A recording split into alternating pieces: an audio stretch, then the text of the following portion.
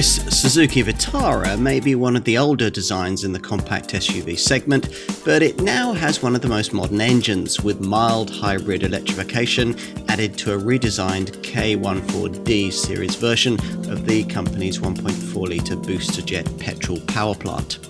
The brand has also taken the opportunity to add extra equipment and standardise a range of camera safety features.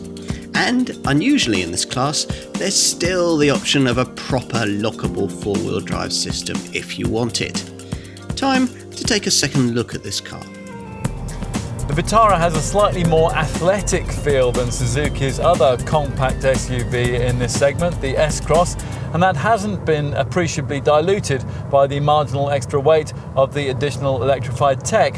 You may already be familiar with the way that mild hybrid engines work, but just in case not, here's a quick recap. Now basically, energy that would otherwise be lost when braking or cruising off throttle is harvested via a kinetic energy recovery system, and it's sent to a small lithium-ion battery that here has been placed beneath the front passenger seat. Now this is used to drive a belt-driven ISG unit, an integrated starter generator, and power the engine's stop-start system. Suzuki's old 12-volt mild hybrid SHVS package didn't do a lot more than that, but this improved 48-volt setup can also deliver a couple of other important benefits. The first is something quite unusual amongst current mild hybrids, and that's the ability for this Suzuki to idle and even coast on full electric power, although only below 10 miles an hour.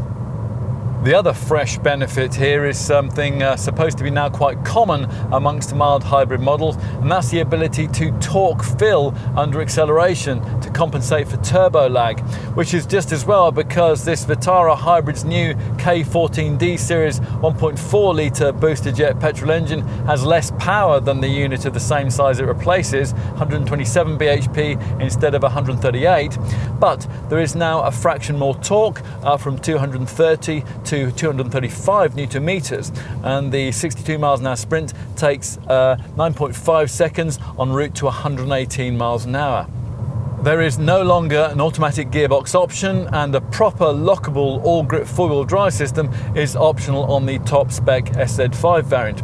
You'll want to know what the efficiency benefits of the hybrid powertrain are. Well, Suzuki quotes a combined cycle WLTP fuel reading of up to 49.7 mpg for the front-driven variants. It's 45.4 for the all-grip four-wheel drive version, and the WLTP rated CO2 reading is 128 grams per kilometre, or 140 grams per kilometre for the four-wheel drive version.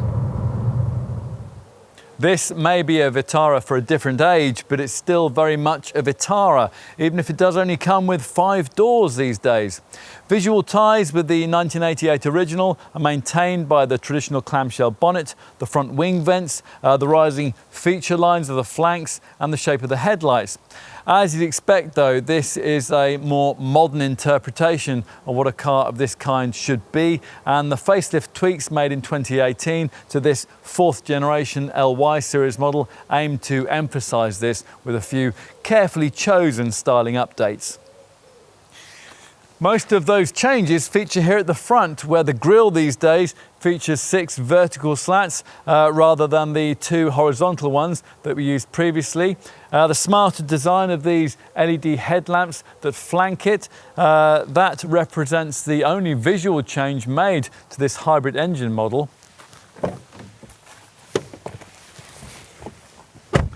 Time to take a seat up front. You sit in a properly commanding high-set position, something which can't be taken for granted on small SUVs these days. To try to improve the interior ambiance, Suzuki upgraded the seat upholstery fabric across the lineup as part of the 2018 facelift, and gave the upper part of the dashboard a smarter soft touch finish. And at least with this mid-range SZT model, there are clear signs of aesthetic effort. The polished grey fascia panel, the white seat stitching, the prominent round vents, and the polished piano black finishing around the centre stack. To be frank though, more than that was really needed if Suzuki was going to give this cabin any kind of really premium feel. As before, a 7-inch smartphone link audio system screen dominates the centre of the dash on most models. Now the graphics here aren't particularly sophisticated, but it does incorporate navigation, a DAB tuner and a reversing camera.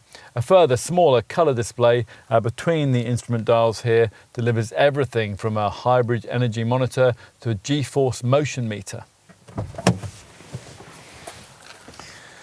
Let's take a seat in the back. Well, you certainly couldn't call this rear seat spacious, but there is a bit more legroom than you might expect from a compact crossover. Headroom is fine, providing you haven't chosen the top SZ5 variant, which gets a panoramic glass roof and one of the largest it's possible to have in this class of car, and that does rob the ceiling of a few vital millimetres. We'll finish with a look at the boot. One of the advantages of choosing a car with mild hybrid technology rather than a full hybrid or a plug-in hybrid is that boot space won't be compromised by the underfloor rear placement of a hefty battery. And that's certainly not the case here. Lift the rear hatch and the class competitive 375 litre capacity that the previous non-electrified version of this car could offer has been preserved intact. There's still plenty to like about the Vitara. The light curb weight delivers agile handling, there's more space inside than you get with competitors like Nissan's Duke, and there are high standards of specification to sugar the showroom proposition. But it's harder to like all of this quite as much at the significantly higher prices that Suzuki needs to charge to cover the expense of the mild hybrid tech. The bottom line though is that this car is cleaner, more frugal and better equipped than most of its competitors, and that suggests that this 4th generation LY series design still has plenty of life left in it yet. As we reach the 50th anniversary of the Suzuki 4x4, what we have here is much more of a Vitara for the modern world, and a car that in this form is now just a little more than just a fashion statement.